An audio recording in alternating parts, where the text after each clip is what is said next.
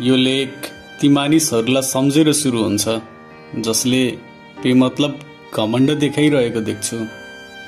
कता कता ती मानिसहरूलाई आध्यात्मिक चेतनाको अभाव भएको पो हो कि चाहिँ लाग्छ।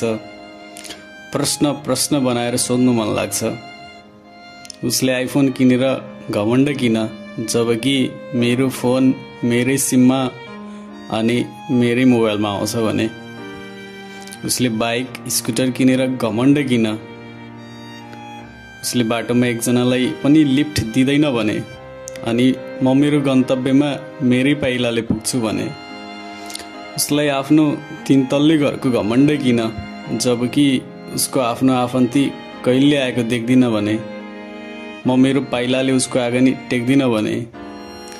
उसले आफ्नो क्याम्पस टपको घमण्ड किन, जबकि उसले खाने जागिर उसैको लागि हो भने। उसलाई उसको जवानीको घमण्ड किन, जबकि उसले आफ्नो जवानीको क्षमता क्षणिक खुसीको लागि सुम्पिएको छ भने। यदि तपाईले गरेको काम नितान्त आफ्नै लागि छ भने घमण्ड पनि आफै भित्र राख्नुपर्छ। तपाई ठुलो सोच्नुस्, ठुलो काम गर्दै जानुस्, तर घमण्ड भने नदेखाउनुस्। तपाई ठुलो छु भनेर कसैलाई पनि नदेखाउनु।